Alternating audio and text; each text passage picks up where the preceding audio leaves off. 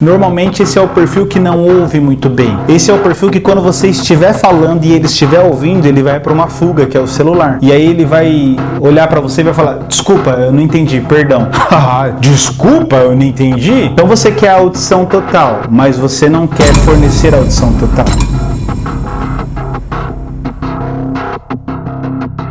Teve uma vez que eu fui para um casamento. E casamento você sabe como é que é, né, cara? Na hora da festa, você senta numa mesa e você não sabe quem vai sentar ali ao seu redor. Isso é definido pelos noivos. Às vezes ele tenta colocar você mais próximo de alguém, nem sempre dá certo. E aí você senta lá com seu cônjuge, sua namorada, tal. E eu lembro que nesse daí a gente sentou e pessoas que estavam na mesa eram pessoas que a gente conhecia. Normalmente em casamento, o que acontece nesse exato momento? Você acaba conseguindo conversar com quem senta do seu lado, ou seu cônjuge, ou quem sentou do seu lado. É difícil você conseguir conversar quem tá lá na outra ponta da mesa. Era uma mesa grande, redonda, você acaba não conseguindo criar essa ponte. E é um desafio. E eu lembro que nesse dia sentamos, tal.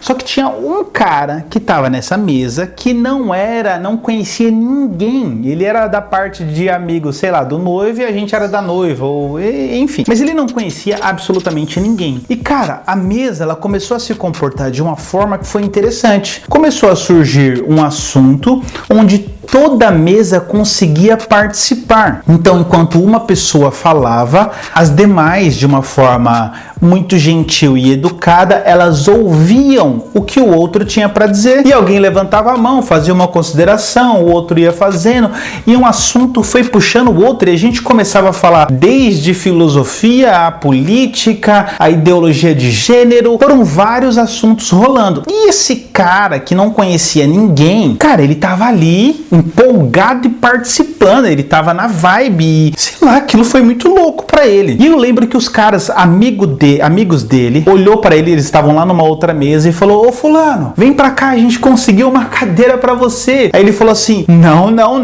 aqui tá muito bom, cara, vocês têm que ver o nível da conversa aqui. E aquilo me marcou, aquilo me gerou algo forte, tão forte, que durante a semana eu recebi uma mensagem do noivo ou de algum amigo falando: cara, lembra daquele brother que sentou na mesa? E a gente falou: eu falei: claro, lembro. Então, esse cara se encantou. Ele falou: cara, foi um casamento incrível, eu sentei numa mesa incrível, vários bate-papos, várias ideias legais, assuntos legais rolando, e foi tão agradável. E eu fiquei pensando: olha que louco, esse cara, ele poderia ir para um ambiente de fuga. O que normalmente acontece nessas horas era ele sacar o celular e ficar lá descendo o feed como se houvesse alguma coisa interessante ali. E aí, cara, me vem um mundo de pensamento. Porque eu não sei se você já teve a oportunidade de lidar com pessoas desse perfil, que são pessoas assim, quando você vai conversar com elas, elas transformam aquela conversa em um verdadeiro monólogo. Elas falam compulsivamente, elas nem respiram para falar, elas vão falando, elas não param de falar, elas falam compulsivamente, é uma compulsão por falar. Aquilo não é um diálogo, é um monólogo, só ela fala. E quando ela consegue dar um leve oxigênio e você começa a desenvolver um assunto, imediatamente você é interrompido, porque ela já vem com uma interrupção de uma outra coisa que ela tem que falar, já que o que você falou fez ela lembrar, e ela te atropela e ela continua falando. E aqui vem um ponto de observação, que eu pensando nisso, eu fico pensando assim: bom, se você está num diálogo e você está falando e a outra pessoa te interrompe, aconteceu um processo aí muito interessante, principalmente um processo cerebral. Qual é o processo? É que se o outro está te interrompendo, é porque ele não estava te escutando com o seu todo ser, aquela escuta máxima, ela não estava envolvida em cada palavra que você estava falando. Até porque se ela tivesse envolvida com todo o seu ser naquilo que você está falando, ela não iria gerar um outro pensamento e, através desse pensamento, tomar a decisão de te interromper para falar o que ela acha. Porque essa interrupção dela nada mais é do que o maior significado possível de algo assim: olha, você está falando, isso tá no bastidor, tá? Isso aqui tá nas nuvens, não é que tá nesse diálogo. O que você está falando não é tão importante quanto o que eu tenho para falar. Então cale-se, porque eu vou te interromper e vou falar o que realmente é importante. Parece um exagero. Você vai falar: não, Eduardo, mas não é assim. Às vezes a gente interrompe porque a gente lembra. Eu sei, isso acontece comigo, é normal. A gente pode tentar treinar para que isso seja cada vez menor e a gente doe o máximo da nossa escuta ali, doe o máximo da nossa atenção, porque a Bíblia Sagrada, ela é fogo. Ela vai dizer: gente, deixa eu falar um negócio para vocês. Quando vocês forem conversar uns com os outros, estejam aptos para ouvir, sejam bons ouvintes, não sejam pessoas que acreditam que só o que você tem para falar é o que realmente importa. Não canalize atenções. Imagine que nessa mesa de casamento houvesse um perfil de alguém que ficasse contando os seus feitos, o que ele fez, o que ele faz, como ele faz, para onde ele foi, e aí ele fica só num diálogo testemunhal. Acaba se gerando uma disputa, porque o outro quer contar também. Porque normalmente essas situações, elas acontecem mais ou menos assim. Você chega para essa pessoa e fala assim: nossa, eu fui pra Praia Grande. Ele fala: ah, não, já fui. Você tem que ir pra Boracéia do Tigueiró. Eu falo: legal. Você fala: pô, comi lá naquele restaurante ali italiano, preso. Não, já comi lá. Bom mesmo é o Presolhoff College. Você fala: sim.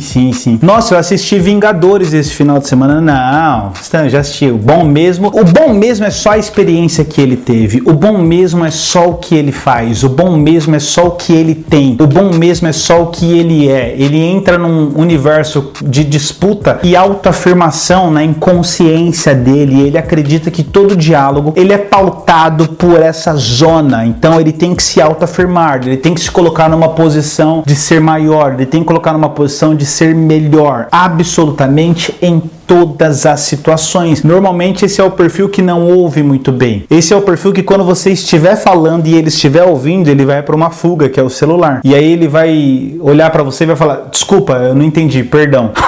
Desculpa, eu não entendi? Então você quer a audição total, mas você não quer fornecer a audição total. O grande lance das conversas é que um ponto elementar é que diálogo, troca, partilha, compartilhar, ouvir é tudo um presente de Deus. É difícil você pensar da onde nascem os pensamentos humanos, de que profundidade isso surge e como isso é tão sublime e sagrado a ponto de eu transformar isso em uma linguagem e essa linguagem ser transformada em palavras e isso ser trocado. Isso é sublime, isso é lindo, isso é belo, isso é o que nos faz o que somos. Isso nos traz também a identidade de imagem e semelhança, essa capacidade de desenvolver, de trocar, de refletir, de salgar, de ser salgado. Boas conversas, elas são pautadas por bons ouvintes.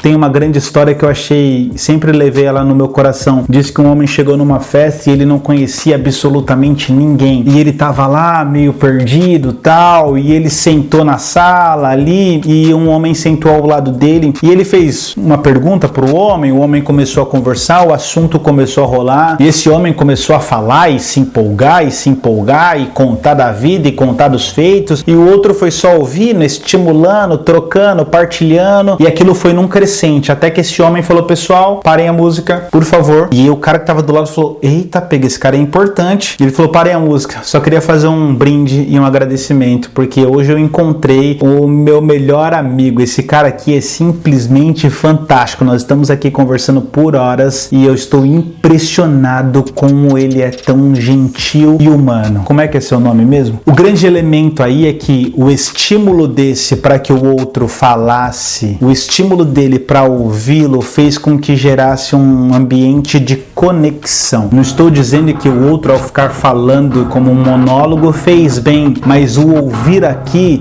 deu luz a essa conexão. Bons diálogos são pautados por bons ouvintes, pessoas que estimulam o outro a falar, e há uma expectativa aí natural que o outro que falou estimule ao outro a falar, e isso vira uma troca simultânea. Tamo junto.